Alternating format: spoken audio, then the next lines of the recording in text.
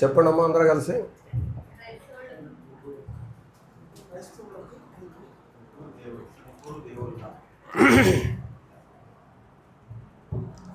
క్రైస్తవులకు ముగ్గురు దేవుళ్ళ.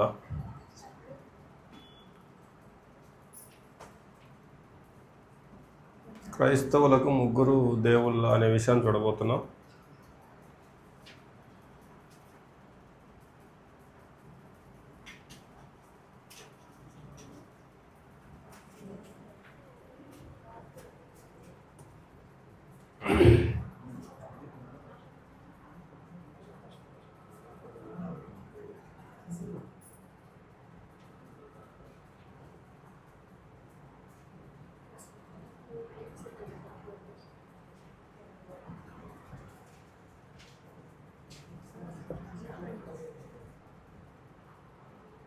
కొరింథీ మొదటి పత్రిక 8వ అధ్యాయం 6వ వచనం.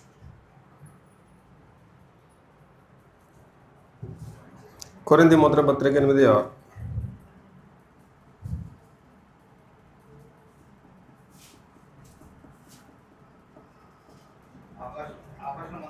ఆకాశమందైనను భూమి మీదనైనను దేవతలు అనబడినవి ఉన్నను మనకొక్కడే చాలండి, మనకొక్కడే దేవుడు అంటాడు. ఒక్కడే దేవుడు. తిమోతి మొదటి పత్రిక 2:5.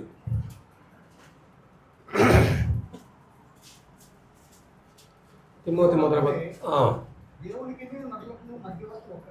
దేవునికి నరులకు మధ్యవర్తి ఒక్కడే. చాలు, దేవుడు ఒక్కడే అన్నాడు ఇక్కడ. దేవుడు ఒక్కడే. ఎఫెసీ పత్రిక 4వ అధ్యాయం 6వ వచనం. ఎఫెసీ పత్రిక 4వ అధ్యాయం 6వ వచనం.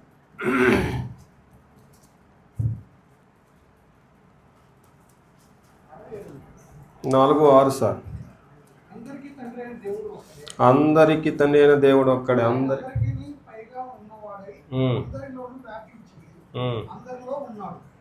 చాలండి, అందరికీ తండ్రి అయిన దేవుడు ఒక్కడే.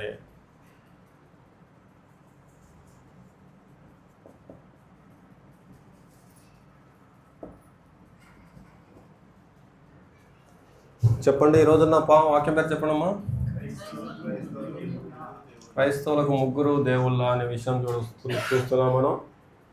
బైబిల్ ఏం చెప్పిందంటే క్రైస్తవులకు ఒక్కడే దేవుడు అని చెప్తుంది. ఆయన ఎవరంటే తండ్రి అని చెప్పింది అనమాట. ఆయన ఎవరంటండి? తండ్రి అని చెప్పింది కొరింథీ మొదటి పత్రికలో.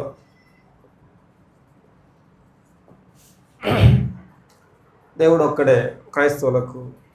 బి పాయింట్ ఏంటంటే, మరి యేసుక్రీస్తు దేవుడు కాదా?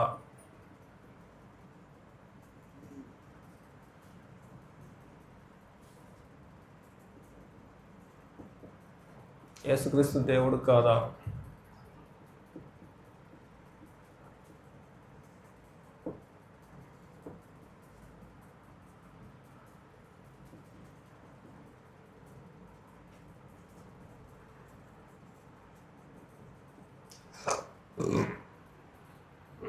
యేసుక్రీస్తు దేవుడా కాదా? రెండో పాయింట్ అందులో. యోహాను సువార్త 1వ అధ్యాయం 1వ వచనం.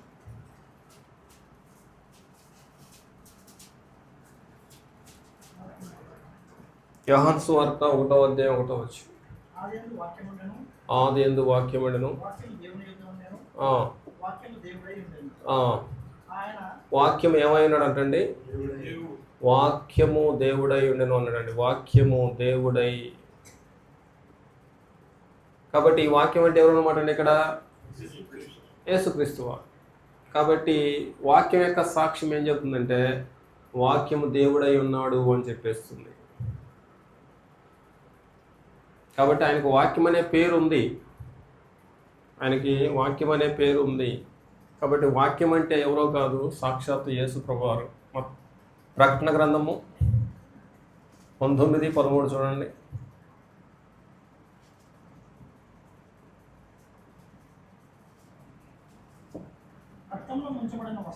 రక్తములో ముంచబడిన వస్త్రములు ఆయన ధరించుకొని ఉండెను.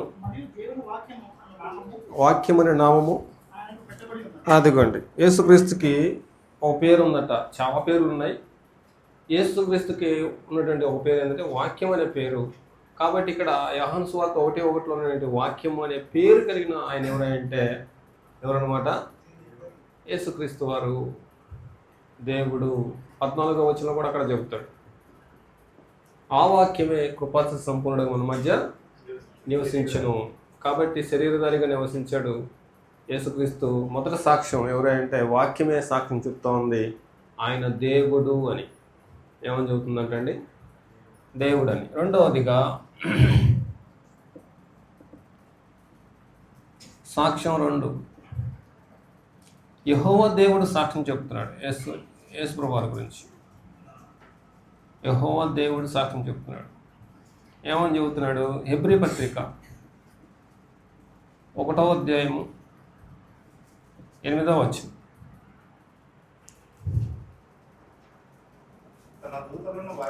తన దూతలను వాయువులుగాను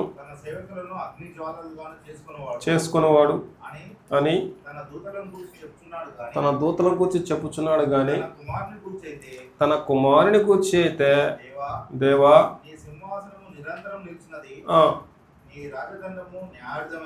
చాలండి. ఇక్కడ దేవా అన్నాడు. దేవాన్ని మాట్లాడిన దేవుడు అన్నమాట తండ్రి అయిన దేవుడు. రాజేష్ గారు అవునా కదా సార్? తండ్రి అయిన దేవుడు.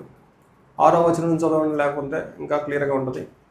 6వ వచనం నుండి అక్కడే 1వ అధ్యాయం 6 నుంచి.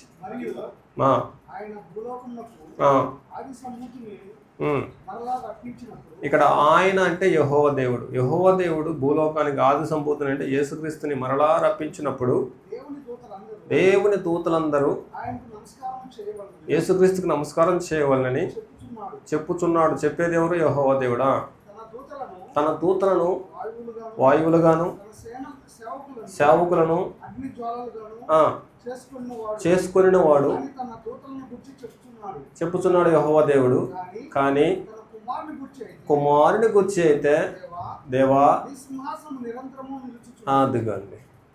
దేవాన్ని సంబోధించింది ఎవరు అనమాట? రత్నబాబు అన్న ఇక్కడ తండ్రి అయిన దేవుడు. ఎవరిని గురించి సంబోధిస్తున్నాడు? కాబట్టి ఈయన దేవా అన్నాడు కాబట్టి ఆయన 100% దేవుడు. ఈరోజు వాక్యం పేరు చెప్పండి. బైబిల్ ఏం చెప్తుంది అనమాట అండి? క్రైస్తవులకు ఒక్కడే దేవుడు. ఎవరు అనమాట? ఆయన తండ్రి అయిన దేవుడు. తండ్రి ఒక్కడే అనమాట. మరి యేసుక్రీస్తు దేవుడా కాదంటే ఈయన 100% దేవుడు. 1వ సాక్ష్యం వాక్యం, 2వ సాక్ష్యం యెహోవా దేవుడు, సాక్ష్యం 3 ఎవరే అంటే పరిశుద్ధాత్మ అనమాట.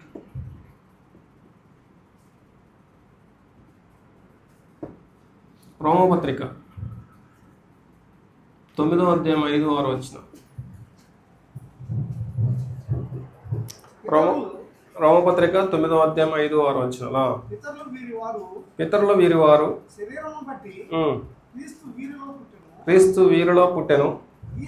ఈయన సర్వాధికారి అయిన దేవుడయ్యండి. అదిగో ఈయన సర్వాధికారి అయిన దేవుడు అన్నాడు. పరిశుద్ధాత్ముడు ఏం చెబుతున్నాడంటే ఈయన సర్వాధికారి అయిన, అదిగోండి సర్వాధికారి అయిన దేవుడు.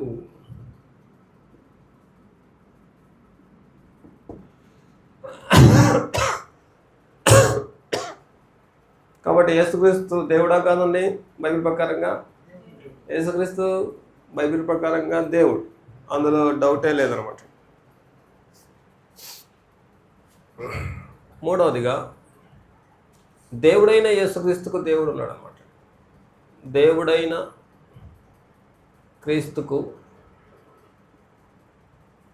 దేవుడు ఉన్నాడు.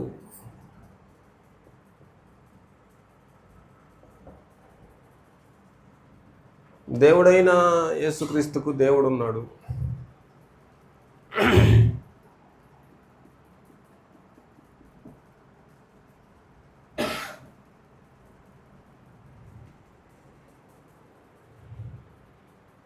ఇక్కడ కూడా 3 సాక్షులు ఉన్నారన్నమాట అండి. ఒకటి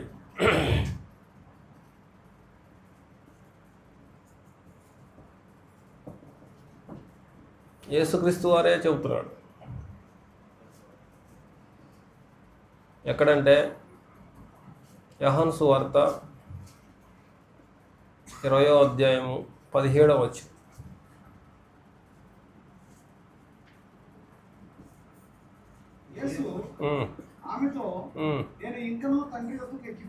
నేను ఇంకా తండ్రి యొద్దకు ఎక్కిపోలేదు గనుక నన్ను ముట్టుకోవద్దు.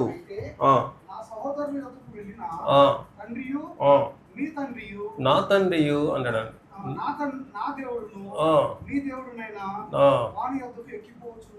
అదిగో నా దేవుడు అన్నాడు. నా తండ్రి, నా దేవుడు, నా దేవుడు, నా తండ్రి అనే మాట ఉపయోగించాడు.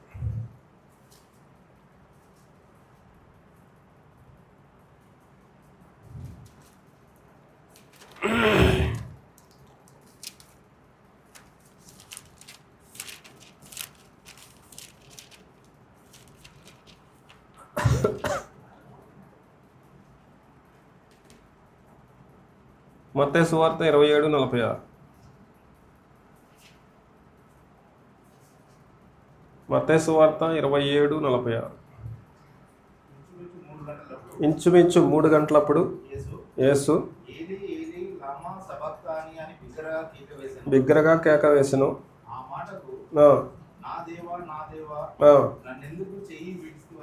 అదిగోండి, యేసు ప్రభువు వారు కేకలేసి ఏం మాట్లాడుతున్నాడంటే, నా దేవా, నా దేవా, నన్నెందుకు చేయి విడిచితోనే కేకలేస్తాడు.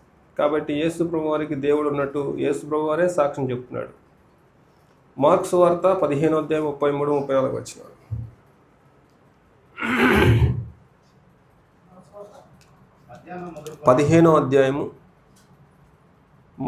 మార్కు సువార్త 15వ అధ్యాయం 33వ వచనం.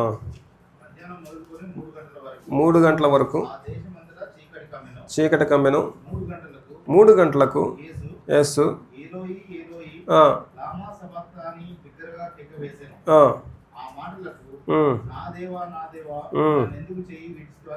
అర్థం అన్నమాట. కాబట్టి యేసు ప్రభు వారికి దేవుడు ఉన్నట్టు యేసు ప్రభు వారు చెబుతున్నాడు. మార్కు సువార్త 15వ అధ్యాయము 33వ వచనం 34వ వచనం. సాక్ష్యం 2 అన్నమాట. పరిశుద్ధాత్మ కూడా యేసు ప్రభు వారికి దేవుడు ఉన్నాడని సాక్ష్యం చెప్తున్నాడు. ఎక్కడంటే ఎఫ్ఎస్సి పత్రిక 1వ అధ్యాయము 17వ వచనం.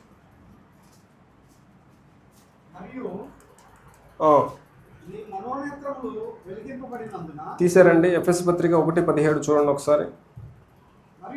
మరియు మీ మనోనేత్రములు వెలిగించబడినందున నిరీక్షణ ఎట్టిదో, మహిమైశ్వర్యం ఎట్టిదో,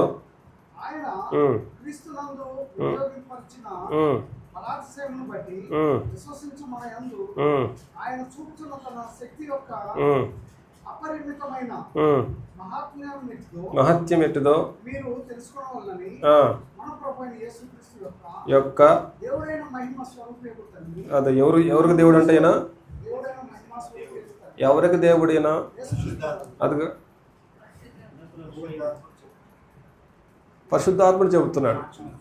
ఏమని చెబుతున్నాడు? యేసుక్రీస్తుకు దేవుడైన యెహోవా తండ్రి అన్నాడు. యేసుక్రీస్తుకు దేవుడు. మొదటి సాక్ష్యం యేసుక్రీస్తు చెప్తున్నాడు. ఏమని చెప్తున్నాడు? నాకు కూడా దేవుడు ఉన్నాడు అన్నాడు. రెండవ సాక్ష్యం ఎవరంట? పరిశుద్ధాత్ముడు. పరిశుద్ధాత్మ దేవుడా? ఇంతకు యేసు ప్రభు వారికి దేవుడు ఉన్నాడంటే నేనేం చెబుతున్నామంటండి? యేసుక్రీస్తు యొక్క దేవుడైన మహిమ స్వరూపకు తండ్రి అంటాడు. దేవుడైన తండ్రి అనే మాట ఉపయోగించి. కాబట్టి యేసుక్రీస్తు వారికి దేవుడు అనేసి పరిశుద్ధాత్ముడు చెప్పేస్తున్నాడు.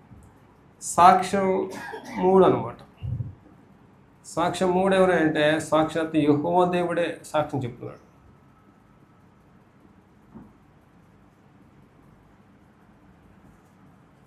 ఎక్కడ? హెబ్రీ పత్రిక 1వ అధ్యాయం 8వ వచనం మొదలు చూడండి. ఎబ్రీ పత్రిక 1:8. కానీ తీసారండి, ఒకసారి తీయండి, అందరు తీయండి ఈ వచనం.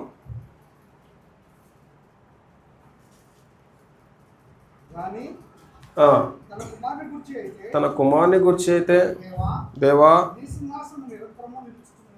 నిలుచున్నది,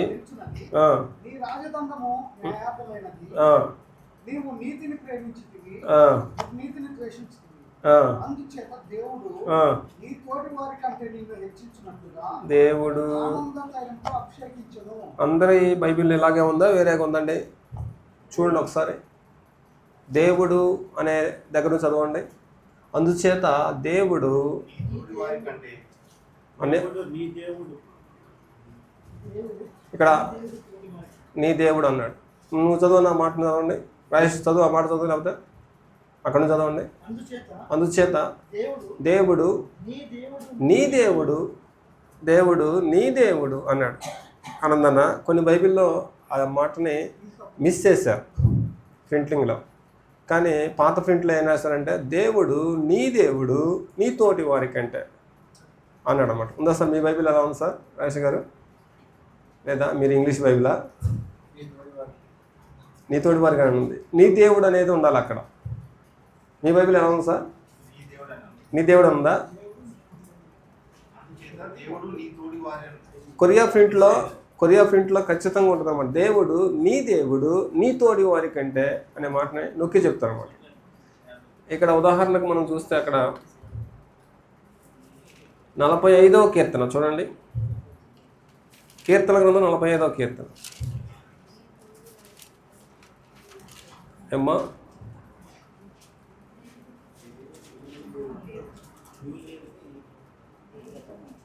45వ కీర్తన 7వ వచనం తీసారండి. 45వ కీర్తన 7వ వచనం చదువుతున్నారు సోదరులు. నీవు నీతిని ప్రేమించి దేశించున్నావు కావున అదిగో నీ చెల్లుగాంటి కంటే హెచ్చొద్దినట్లుగా నీ ఆనంద తైలంతో ఈ వచనాన్ని అక్కడ రాశాడు, ఈ వచనాన్ని కోట్ చేశాడు. కాబట్టి ఇక్కడ రాశాడు, అక్కడేమో మిస్ చేశాడు అనమాట. 45:7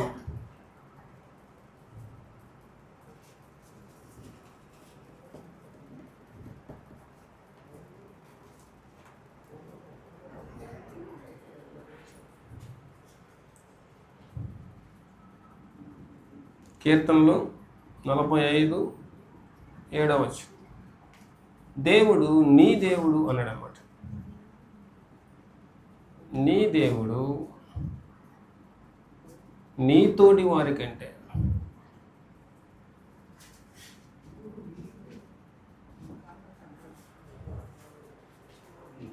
చెప్పండి. సినాన్న ఈరోజు ఉంటున్న పాఠం మీద చెప్పండి ఒకసారి. క్రైస్తవులకు ముగ్గురు దేవుళ్ళ అనేది క్రైస్తవ ప్రపంచంలో డౌట్గా ఉందన్నమాట. బైబిల్ బల్లగుద్ది ఏం మాట్లాడుతుందంటే క్రైస్తవులకు ఒక్కడే దేవుడు. ఎవరు అనమాటండి ఆయన? కొరింథీ మొదటి పత్రిక 8వ అధ్యాయం 6వ వచనంలోను, తిమోతి మొదటి పత్రిక 2వ అధ్యాయం 5వ వచనంలోను, ఎఫెసీ పత్రిక 4వ అధ్యాయం 6వ వచనంలోను బైబిల్ చెప్తున్న సందేశం ఏంటంటే క్రైస్తవులకు ఒక్కడే దేవుడు ఉన్నాడు. ఆయన ఎవరంటండి? తండ్రి అని చెప్పేస్తాడు. మరి యేసుక్రీస్తు దేవుడా కాదంటే కొంతమంది ఏం చేస్తారంటే ఆయన దేవుడు అయితే మరి ఏం దేవుడు కాదంటారు. కానీ గ్రంథం ఏం చెబుతుందంటే బల్లగుద్ది ఆయన దేవుడు అని చెప్పేసింది. మన మాటలు కాదు కానీ సాక్షాత్తు బైబిల్లో 3 సాక్ష్యాలు ఉన్నాయన్నమాట అండి. ఒకటి పరిశుద్ధాత్ముడే సాక్ష్యం చెప్పాడు, రెండోది యెహోవా దేవుడే సాక్ష్యం చెప్పాడు, మూడోది వాక్యం సాక్ష్యం చెప్పింది. ఏమని సాక్ష్యం చెప్పిందంటే ఆయన కూడా దేవుడు దేవుడు దేవుడు, ఏమాత్రం సత్యం లేదన్నమాట. ఏం సార్? ఆయన 100% దేవుడు. మరి దేవుడైన యేసుక్రీస్తు కూడా దేవుడు ఉన్నాడని చెప్తుంది. ఎవరు చెప్పారంటే యేసు ప్రభువారే చెప్పేస్తాడు, నాకు దేవుడు ఉన్నాడు అమ్మా, ఒక కాలం వచ్చుచున్నది, మీరు మీకు తెలియని దాన్ని ఆరాధించుతున్నారు, మేమైతే మాకు తెలిసిన దాన్ని అదండి పరిస్థితి. నాకు దేవుడు ఉన్నాడు అని చెప్తున్నాడు. నా తండ్రి మీ తండ్రి, నా దేవుడు మీ దేవుడు అంటాడు అన్నమాట. అందుకే నా దేవా నా దేవుని కేకలేస్తున్నాడు. పరిశుద్ధాత్మ కూడా ఏమంటాడంటే ఎఫెసీ పత్రికలో యేసుక్రీస్తు యొక్క దేవుడైన తండ్రి అంటాడనమాట. అలాగే యెహోవా దేవుడు ఏం చెప్తున్నాడంటే కీర్తన గ్రంథంలో దాన్ని ముందుగానే తెలియజేశాడు. హెబ్రీ పత్రికలో మళ్ళీ కోట్ చేశాడు. దేవుడు నీ తోడి వారి కంటే నిన్ను ఆనంద తైలంతో అధికంగా అభిషేకించి అనే మాట ఉపయోగిస్తాడు. కాబట్టి యేసుక్రీస్తు వారికి దేవుడు ఉన్నాడు, యేసుక్రీస్తు వారికి కూడా దేవుడే. మరి క్రైస్తవులకు ముగ్గురు ఏమవుతారు? క్రైస్తవులకు దేవుడు ఎంతమంది అనమాట? ఒక్కడే. ఓకేనా? ఇంతవరకు ఏమైనా కనిపిస్తుందా బ్రదరు? చెప్పండి. దేవుడు ఒక్కడే. ఎస్.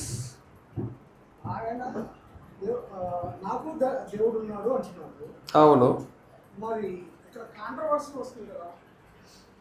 నీలో వస్తుందా? అందరికి వస్తుందా? నీకు మాత్రమేనా? ఇప్పుడు ఏం చేసిందంటే కాంగ్రెస్ ప్రభుత్వం అసెంబ్లీ ఎలక్షన్ పెట్టేసింది. అందరూ ఎమ్మెల్యేలుగా గెలిచారు. రేవంత్ రెడ్డి ఎమ్మెల్యేనే, లేకపోతే ఆయన పేరు ఉత్తమ్ కుమార్ రెడ్డి ఎమ్మెల్యేనే, బట్టి విక్రమార్క ఎమ్మెల్యేనే. ముగ్గురు సమానమా? ఒకరు ఎక్కువ ఒకరు తక్కువ? మొత్తం సమానమే కదా, మొత్తం సమానమే. కానీ హైకమాండ్ ఏం చేసిందంటే మీరందరూ సమానమైన మీలో ఒకడు మాత్రం ముఖ్యమంత్రి అని చెప్పేసింది. అప్పుడు వీళ్ళందరూ ఆయన ఏం చేయాలన్నమాట అండి, బట్టి విక్రమార్క నేను నీకంటే సీనియర్ రాజకీయ నాయకుడిని, ఆఫ్టర్ నువ్వేంటి నిన్నగా మొన్న వచ్చావు కాంగ్రెస్ పార్టీలోకి అంటానికి లేదు. ఇక్కడ హైకమాండ్ ఆయన ఏం చేసిందంటే ముఖ్యమంత్రిని. కాబట్టి ఉత్తమ్ కుమార్ రెడ్డి అయినా బట్టి ఆయన ఖచ్చితంగా ఆయన స్వీకరించాల్సిందే. అవునంటారా కాదంటారా? అవును. అలాగే ముగ్గురు దేవుళ్ళే. ముగ్గురు పరిశుద్ధాత్మ దేవుడా కదా సార్? దేవుడు యేసుప్రభు దేవుడా కదా సార్? యెహోవా దేవుడా కదా సార్? ముగ్గురు దేవుళ్ళు అయినా సరే కొత్త నిబంధన ఏం చేసిందంటే క్రైస్తవులకు ఒక్కడే దేవుడు నిర్ణయించింది. మరి యేసుక్రీస్తు ఏమవుతాడు చూద్దాం. కుమారుడైన దేవుడా? ముగ్గురు క్రైస్తవులకు ఏమవుతారు? ఏ సార్ ఆనందంగా దురిపేస్తున్నాడు ఆయన. ఇక్కడ ఎవరో తీసినట్టున్నారు.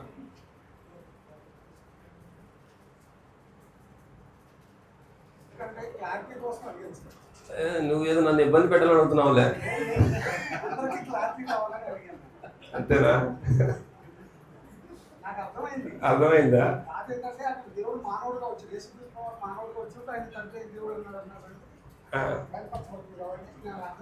డీ పాయింట్ ఏంటంటే ముగ్గురు క్రైస్తవులకు ఏమై ఉన్నారు?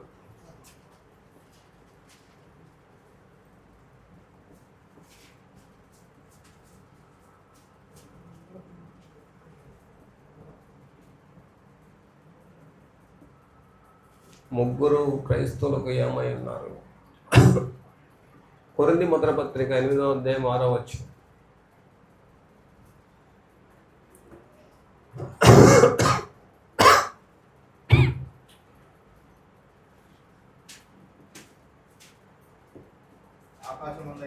ఆకాశమందైనను దేవతలను బడిన ఉన్నను మనకు ఒక్కడే దేవుడు ఉన్నాడు, ఆయన తండ్రి. ఆయన నుండి సమస్తం కలిగను. మరియు అనడానికి ఇక్కడ మరియు అనే మాట ఇద్దరు వ్యక్తులను వేరు చేస్తుంది. మరియు మనకు ప్రభు ఒక్కడే అని అనమాట. ప్రభు ఒక్కడే ఆయన యేసుక్రీస్తు. అదండి పరిస్థితి. అపోస్తుల కార్యములు 2వ అధ్యాయము 36వ వచనం.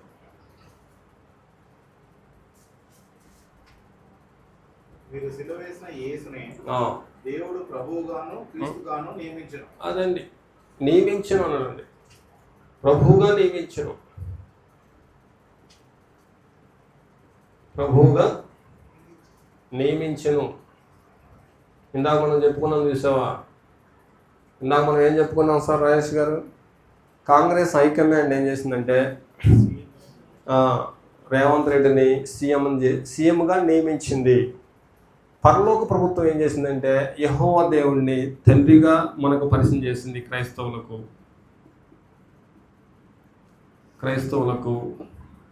పరలోక ప్రభుత్వం యేసుక్రీస్తుని ఏం చేసిందంటే ప్రభువుగా నియమించింది అనమాట. కాబట్టి నియమించింది ఎవరు? మనుషులు నియమించారా? పరలోకం నియమించింది అనమాట అండి. పరలోకం నియమించింది. ఇప్పుడు ఏం చేయాలండి సిస్టర్ గారు? మరి ఇప్పుడు మనం కృష్ణ గారు యాక్సెప్ట్ చేయాలి. ఇంకా కిక్కుమంటానికి లేదు, నేను సీనియర్ని అంటానికి లేదు. ఉత్తమ్ సార్, జైపాల్ రెడ్డి, జీవన్ రెడ్డి వీళ్ళందరూ మేము సీనియర్స్ అంటానికి లేదు. మేమందరం ఆయన్ని అంగీకరించాల్సిందే. ఈయన ఏం చేసింది? ఈయన్ని ఏమంది ఇచ్చారు ఈయనకి? ఉత్తమ్ కుమార్ రెడ్డికి పౌర సరఫరా, ఆయన బట్టి సార్కి డిప్యూటీ సీఎం. అలాగనమాట అండి.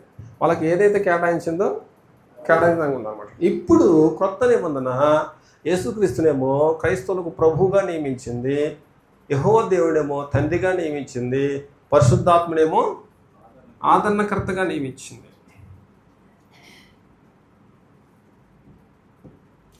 ఆదరణకర్తగా. యోహాను సువార్త 14, 16, 17 వచనాలు, 26 వచనాలు చూడండి.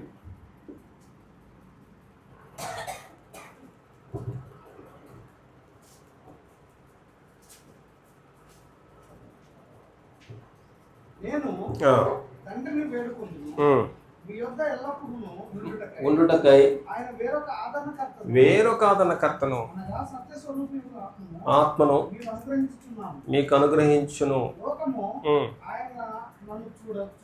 ఆయనను చూడదు, ఆయనను ఎరుగదు, పొందనేరదు. ఆయన అంటే పరిశుద్ధాత్మను మీతో కూడా నివసించును, మీలో ఉండును. చాలు. 26వ వచనం చూడండి సార్. అక్కడ 26. ఆయన అనగా ఆదరణకర్త అనగా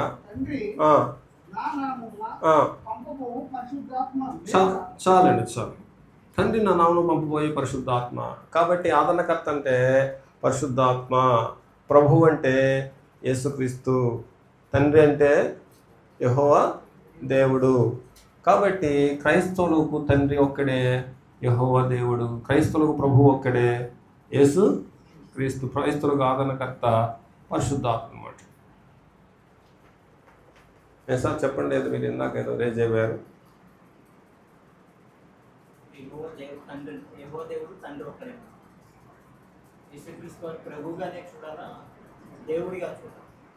మనం ప్రభుగా చూడాలి. క్రైస్తవులకు ప్రభు అనమాట అండి. క్రైస్తవులకు దేవుడుగా.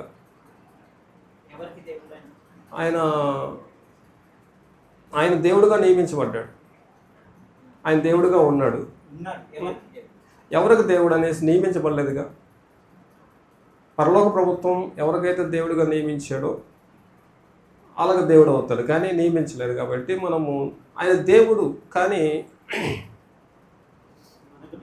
మనకు దేవుడుగా, క్రైస్తవులకు ప్రభుగా నియమించాడు. అపోస్తలులు 2:36 ఒకసారి చూడండి మీరు.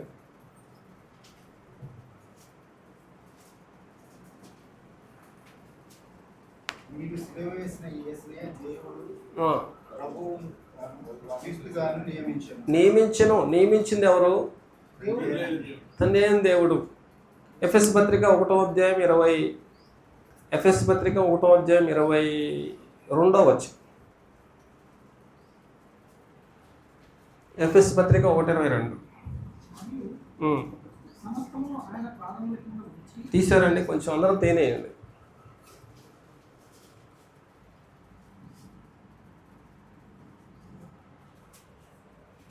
సమస్తమును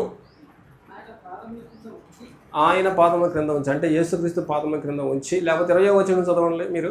20వ వచనం చదవండి. మళ్ళీ చదవండి. యెహోవా దేవుడు తన బలాతిశయం చేత క్రీస్తును దేవుడు యేసుక్రీస్తుని మృతుల నుంచి లేపి అధికారం కంటెను, శక్తి కంటెను, కంటేను ఈ యుగమందు మాత్రమే కాక రాబోవు యుగము నందును పేరు పొందిన ప్రతి నామము కంటేను ఎంతో హెచ్చుగా పరలోకమునందు ఆయనను తన కుడిపార్శ్వమున కూర్చుండబెట్టుకొని ఉన్నాడు. మరియు ఆయన పాదముల కింద ఉంచి సమస్తము క్రీస్తు పాదముల కింద ఉంచి సమస్తం పైన అదిగో సంఘం అంటే క్రైస్తవులకు శిరస్సుగా నియమించును ప్రభువు గారు. ఆ సంఘము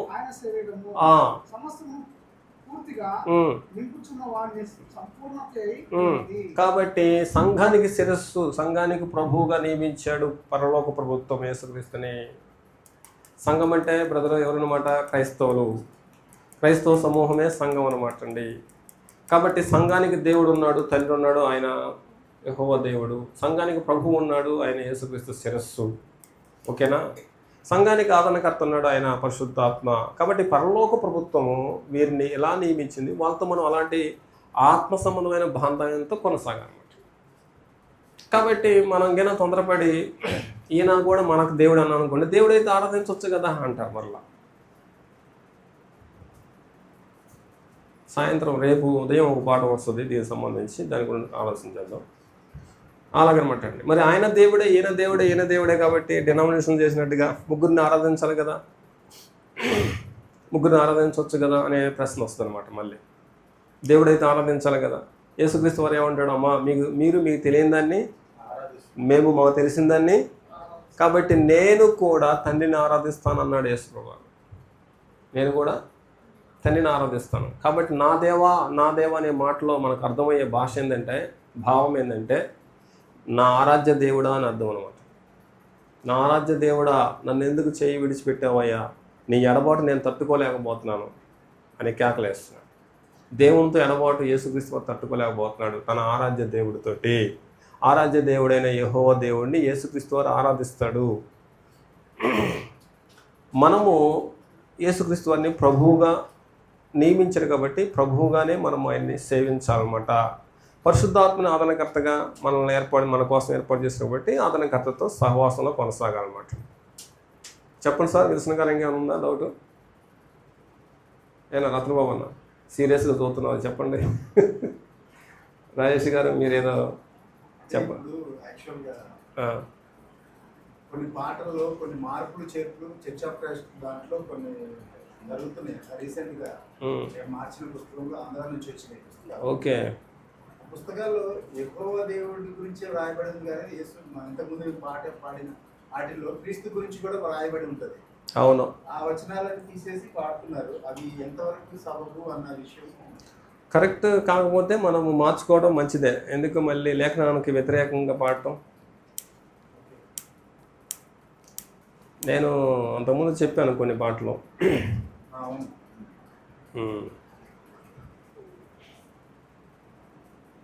డినామినేషన్ వాళ్ళు వాళ్ళ నోటికి ఏదొస్తే అది రాసేస్తారు సార్. అది లేఖనానుసారంగా పాడవచ్చు అంటే పాడటానికి లేదన్నట్టు ఈరోజు. రాజేష్ గారు మీరు మాట్లాడండి సార్, ఏదో మాట్లాడబోతున్నారు.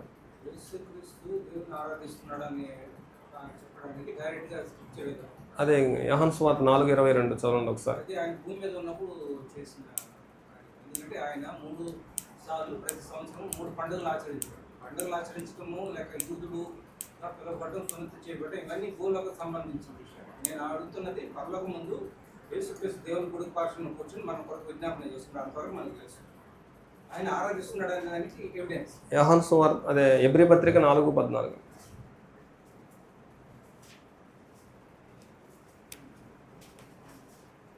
ఎబ్రీ పత్రిక 4:14.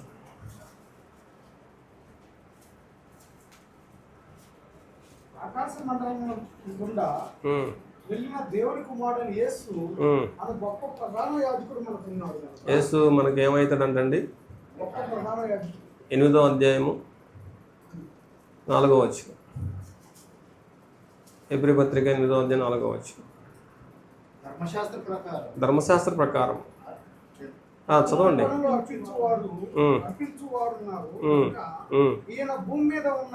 యేసుక్రీస్తు అదిగో యేసుక్రీస్తు భూమి మీద ఉన్నంతకాలం యాజకుడు అయ్యే ఛాన్స్, పరలోకానికి వెళ్ళిపోయిన తర్వాత ప్రధాన యాజకుడిగా నియమించబడ్డాడు. ఎవరు చెప్పారు ఆ మాట? నువ్వే చెబుతున్నావు అంటారా?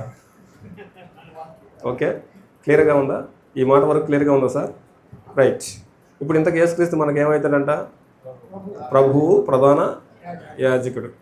ప్రధాన యాజకులు వాళ్ళనే ఆరాధించుకుంటారా? ఎవరిని ఆరాధించేవాళ్ళు పాత నిబంధనలో? అహరోను కానీ, అహరోను సంతానం కానీ, ఎలియాజర్ కానీ, వీళ్ళందరూ ప్రధాన యాజకులుగా నియమించబడ్డారు. ఫినెహాస్. వీళ్ళని ఆరాధించుకున్నారా? ప్రజలు వీళ్ళని ఆరాధించారా? వీళ్ళ ద్వారా తల్లిని ఆరాధించారా? హెబ్రీ పత్రిక 2వ అధ్యాయం 10వ వచనం.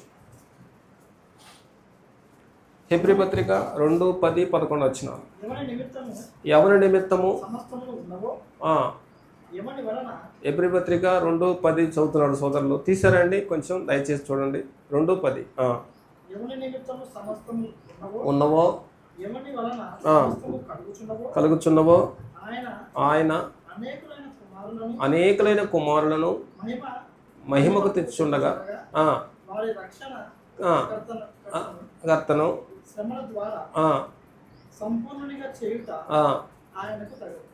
యెహోవా దేవుని తగును. తర్వాత పరిశుద్ధ పరచు వారికి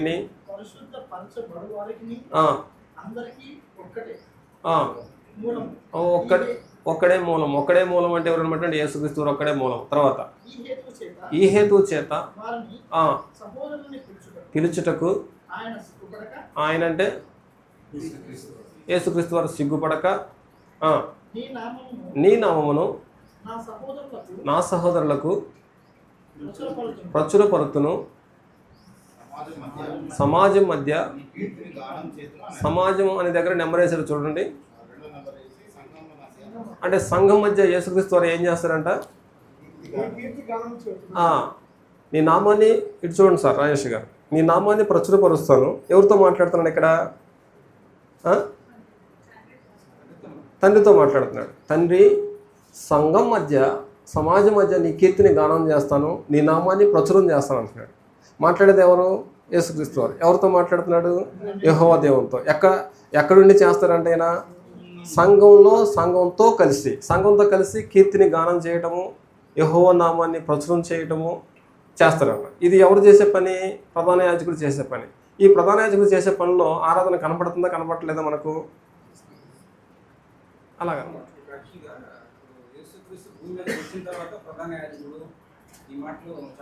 8:4 చూడండి ఒకసారి మీరు. హెబ్రీ పత్రిక 8:4. హెబ్రీ పత్రిక 8:4 చదవండి. మీరే చదవండి దాన్ని. చదవండి, ఇంగ్లీష్ బైబిల్ చదవండి మీరు.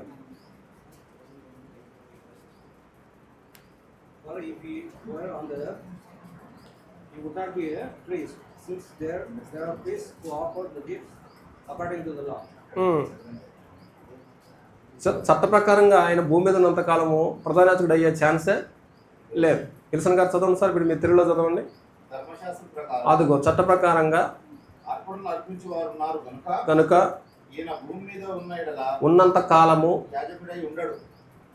చట్ట ప్రకారంగా భూమి మీద ఉన్నంతకాలం యాజకుడై ఉన్నాడు. ఎప్పుడైతే పరలోకానికి వెళ్ళిపోతాడో, పరలోకానికి వెళ్ళిపోయిన తర్వాత తండ్రి అయిన దేవుడు యేసుక్రీస్తుని ఏం చేశాడంటే, యేసుక్రీస్తుని ప్రభువుగా, ప్రధాన యాజకుడిగా, క్రీస్తుగా, శిరస్సుగా నియమించాడు అన్నమాట.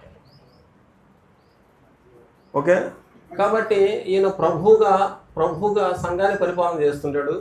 ప్రధాన యాజకుడిగా సంఘంతో కలిసి దేవుని ఆరాధిస్తాడు. క్రీస్తుగా యాజకత్వం చేస్తుంటాడు. శిరస్సుగా సంఘాన్ని పరిపాలన చేస్తుంటాడు. ఇదంతా దేవుడు మధ్యవర్తిగా ఉంటాడు. ఇదంతా పరలోక ప్రభుత్వం యేసుక్రీస్తుని నియమించిందనమాట. కాబట్టి ఈయన ప్రధాన యాజకుడు, ఈయనే ప్రభువు. అందుకే మీరు సిలువేసిన యేసుక్రీస్తుని దేవుడు మృతులోంచి లేపి ప్రభువుగాను క్రీస్తుగాను నియమించిన. ప్రభు అంటే రాజు, క్రీస్తు అంటే యాజకుడు. భూమి మీద ఉన్నంతకాలం యాజకుడు అయ్యే ఛాన్స్ పరలోకానికి పోయిన తర్వాత అన్నమాట. అక్కడి నుంచి ఆయన పరిపాలన సాగింది ఆత్మ సంబంధంగా. దేవుని పక్షానేమో ప్రభువుగా సంఘాన్ని పరిపాలన చేస్తాడు. ప్రజల పక్షాన దేవుని ఆరాధిస్తాడు. 2 పాత్రలు అనమాట అండి. మెల్కిసెదెకు క్రమం అంటాడనమాట అండి కదా. యేసుక్రీస్తు యాజకత్వం ఎలా వచ్చింది? మెల్కిసెదెకు ఆయనే రాజు, ఆయనే యాజకుడు. ఆయనే రాజు, ఆయన యాజకుడు. రాజుగా దేవుని పక్షాన సంఘాన్ని పాలిస్తాడు, యాజకుడిగా ప్రజల పక్షాన దేవుణ్ణి ఆరాధిస్తాడు. 2 పనులు యేసుక్రీస్తు వారికి అప్పచెప్పిన బాధ్యతలు. లోకం అంతమైపోయినంత వరకు ఈ 2 కార్యక్రమాలు జరుగుతూనే ఉంటాయి. అది ఎటర్నల్లా లేకపోతే ప్రస్తుతము సంఘము రెండో రాకడ వచ్చేంత వరకు. కొరింథీ మొదటి పత్రిక 15వ అధ్యాయం 22వ వచనం. కాబట్టి ఇప్పుడు మీరు చెప్తున్నది టెంపరీగా లేకపోతే టెంపరీ అది ఎవర్లాస్టింగ్ ప్రాసెస్ కాదనమాట. లేదు, ఆ ప్రాసెస్ దానికి పరిమితి ఉంది. కొరింథీ మొదటి పత్రిక 15:22 చూడండి, 22 నుంచి 24 వరకు. ఆదామునందు అందరూ ఎలాగూ మృతి పొందుచున్నారో అలాగునే క్రీస్తునందు అందరూ బ్రతికింపబడుదురు. ప్రతి వాడును తన తన వరుసలోనే బ్రతికింపబడును. ప్రథమ ఫలము క్రీస్తు. తర్వాత క్రీస్తు వచ్చినప్పుడు ఆయన వచ్చినప్పుడు ఆయన వారు అంటే ఆయనలాగా పరిశుద్ధంగా బతికిన వాళ్ళు బ్రతికించబడతారు. ఆధిపత్యమును అధికారమును కొట్టివేసి అప్పగించును. అప్పుడు అంతం వచ్చిన తర్వాత, ఎందుకంటే ఉంచు వరకు తర్వాత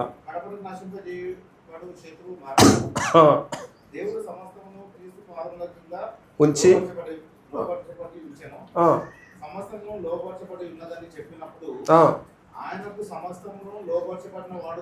లోపరిచిన వాడు తప్ప అదిగో అంటే యేసుక్రీస్తుకి ఎవరు లోపడలేదు? తండ్రి అని దేవుడు లోపడలేదు, కానీ సమస్తము లోపడిని. కాబట్టి యేసుక్రీస్తుకి శిరస్సు ఉన్నాడు, యేసుక్రీస్తు తర్వాత శిరస్సేన. ఈ ఎవరు శిరస్సేన? సంఘానికి శిరస్సు అనమాట. సంఘాన్ని శిరస్సుగా పాలిస్తుంటాడు, సంఘం తరపున ప్రధానాయాజకుడిగా దేవుని ఆరాధిస్తుంటాడు అనమాట అండి. కాబట్టి రెండో రాకడ వచ్చేంత వరకు యేసుక్రీస్తు రాజుగా ప్రధాన యాజకుడిగా బాధ్యతలు కొనసాగిస్తూనే ఉంటాడు. రాకడ వచ్చింది తీసపోయి మొత్తం తండ్రికి అప్పచెప్తారు అనమాట. అక్కడ అదే మాట ఉపయోగించి చెప్పండి. ఇంకేమైనా ఉందా డౌట్ సార్? ఎస్. మనం ఏమని పిలవాలి? పైకి వెళ్ళిన తర్వాత నేమ్స్ అని ఉన్నాయి. పునరుద్ధానం అయిన తర్వాత క్రీస్తుగా, యాజకుడిగా, ప్రభువుగా ఉన్నారు. మనకు అవన్నీ అవసరం లేదు. మనకు ప్రభు ఆయన ఇప్పుడు మనకు ప్రభుగా నియమించారు కదా. లేదు, పునరుద్ధరణ అయిన తర్వాతనే కదా. అక్కడ ఏమంటాడు అపోస్తలుల గారు 2:36 చూడండి, 2:36 చూడండి ఒకసారి.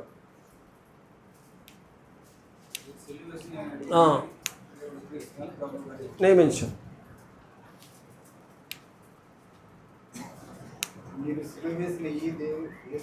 యేసునే నియమించను. అపోస్తలుల 2వ అధ్యాయంలో యేసుక్రీస్తు వారి యొక్క పునరుద్ధానం గురించి మాట్లాడుతుంటాడు బ్రదరు. 16వ వచనం నుంచి కూడా పునరుద్ధానం గురించి మాట్లాడుతుంటాడు. ఓకేనా? కాబట్టి మీరు సిలువేసి చంపేశారు యూదులారా, మీరు సిలువేసి చంపారు. ఆ యేసునే దేవుడు మీకు ప్రభువుగా క్రీస్తుగా నియమించాడు.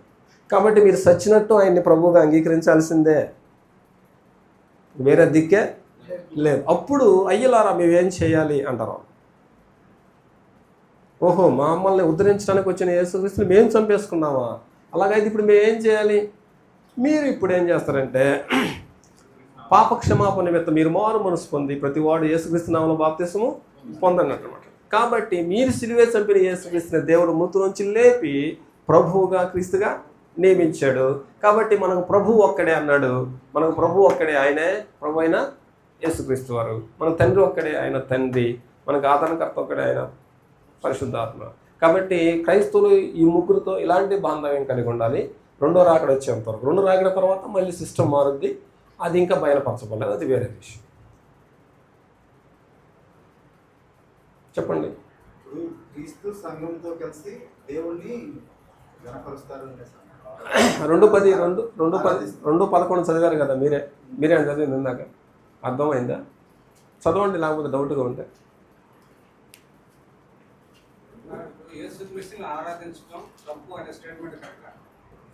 అవును కదా మరి.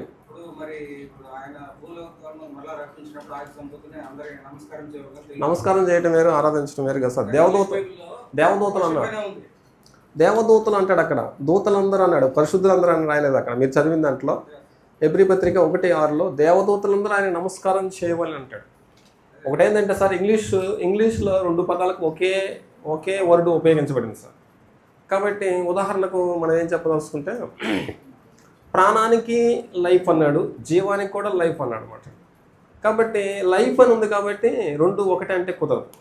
తెలుగులో స్పష్టంగా ప్రాణాన్ని ప్రాణం అన్నాడు, జీవాన్ని జీవం అనే మాటకు ఆత్మ సంబంధమైంది, ప్రాణం అనేది దేహానికి సంబంధించింది మరలా. ఓకేనా? అలాగే కొన్నిసార్లు ఇంగ్లీష్ ఆ విధంగా ఉపయోగించబడింది అనమాట.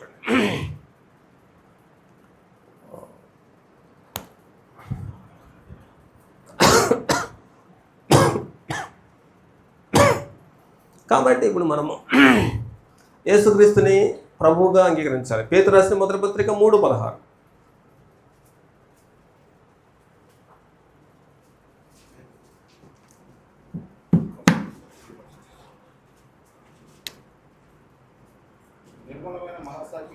నిర్మలమైన మనస్సాక్షి గలవారై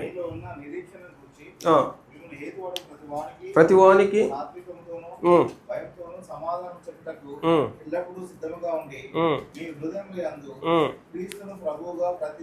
అదండి. కాబట్టి క్రైస్తవులు హృదయాల్లో యేసుక్రీస్తు ప్రభువుగా ప్రతిష్ఠించబడాలి. క్రైస్తవ హృదయాల్లో తండ్రి దేవుడుగా ప్రతిష్ఠించబడాలి, పరిశుద్ధాత్మను ఆదరణకర్తగా ప్రతిష్ఠించబడాలి. ఓకేనా? రైట్. కాబట్టి బైబిల్లో ఆరాధన అనే నమస్కారం అనే మాటకు, మొక్కెను అనే మాటకు, సాగిలపడెను అనే మాటకు మొత్తానికి వర్షిప్ను ఉపయోగించబడింది సార్ రాజేష్ గారు. వర్షిప్ అనంత మాత్రం చేత అది ఆరాధన కాదు. సేవించడం అనే మాట కూడా వర్షిప్ అని ఉపయోగించబడింది అనమాట. అన్నిటికీ ఒకే పదం ఉంది కాబట్టి ఆరాధన చేయడం. ఇప్పుడు బైబిల్లో ఆరాధన చేసిన సందర్భాల్లో ఆజ్ఞ ఉందన్నమాట అండి. యేసుక్రీస్తుని ఆరాధించమని ఆజ్ఞ ఉందా?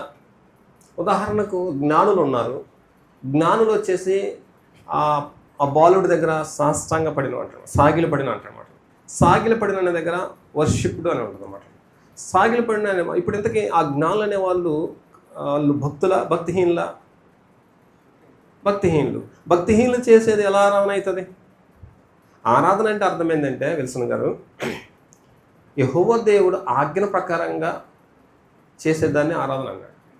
ఉదాహరణకు హిజ్కియా యెహోవా ఆజ్ఞాపించినట్లుగా హిజ్కియా లేవీలను ఏర్పాటు చేసినాం, బోరలు ఊదేవారిని ఏర్పాటు చేసినాం, ఓకే, వాయిద్యాలు వాయించేవారిని ఏర్పాటు చేసినాం. ఇదంతా యెహోవా ఆజ్ఞ ప్రకారంగా జరిగిన అంటాడు దినవృత్తాంతాలు 2వ గ్రంథము 29వ అధ్యాయం 27వ వచనంలో. కాబట్టి యెహోవా దేవుని ఆజ్ఞ ప్రకారంగా చేసేదాన్ని ఆరాధన అన్నాడు. యేసుక్రీస్తుని వీళ్ళు ఏ ఆజ్ఞ ప్రకారంగా చేశారు? ఎమోషనల్గా చేశారా, ఆజ్ఞ ప్రకారంగా చేశారండి? వీళ్ళు ఎమోషనల్గా చేశారు. అంటే వాళ్ళు దాదాపుగా 1 సంవత్సరం పైనుంచి ప్రయాణం చేసుకుంటూ వచ్చి చుక్క ప్రకారంగా, నక్షత్రం ప్రకారంగా శిశువుని కనుగొన్న తర్వాత వాళ్ళు అత్యానంద భరితులై సాగిలపడ్డారు. అది ఆత్మ సంబంధమైన ఆరాధన కాదు, వాళ్ళు హృదయంలో ఉన్న భావాన్ని తెలియజేస్తారు. దాన్ని ఆరాధన అంటానికి లేదు. ఆరాధన అనేది ఆజ్ఞ ఉండాలి, లేఖనానుసారమైన ఆధారం ఉండాలి, దేవుని అనుమతి ఉండాలి. అది లేదు కదా. ఉదాహరణకు మన ఈయనున్నాడు, ఎవరు, తోమా ఉన్నాడు. తోమా యేసుక్రీస్తు ఎప్పుడైతే ప్రత్యక్షమయ్యాడో నా దేవా నా అనేసి మొక్కుతాడు అనమాట. మొక్కిన అనే దగ్గర వర్షిప్ అని ఉపయోగించబడింది. ఈయన ఎమోషనల్గా మొక్కాడు అంతే. ఆరాధన అంటే ఆరాధనలో హృదయపూర్వకమైన విధేయత కనపడాలి. అందులో మళ్ళీ అక్కడ చూడండి, మీరు చూసినట్లయితే బోరలు ఊదెను, వాయిద్యాలు వాయించను, యెహోవాకు స్తుతిగానం ఆరంభమైను, బలులు అర్పించను. ఇదంతయు యెహోవా ఆజ్ఞ ప్రకారంగా జరిగిన అంటాడు. ఇదంతా ఎవరి ప్రకారంగా జరిగిందంటే అండి, యెహోవా ఆజ్ఞ ప్రకారం జరిగింది. ఇప్పుడు ఈరోజు ఆరాధనలో పాటలు ఉండాలి, ప్రార్థన ఉండాలి, వాక్య ధ్యానం ఉండాలి, అలాగే కానుక సమర్పణ ఉండాలి, ప్రభు త్యాగం, జ్ఞాపకార్థం ఉండాలన్నమాట అండి. ఇవన్నీ దేవుడు ఏర్పాటు చేసిన సిస్టమ్ అనమాట అండి. ఈ సిస్టమ్ ప్రకారంగా చేశారా ఆరాధన? లేదు కదా. మరి అది ఎలా ఆజ్ఞ ప్రకారం అవుతుంది?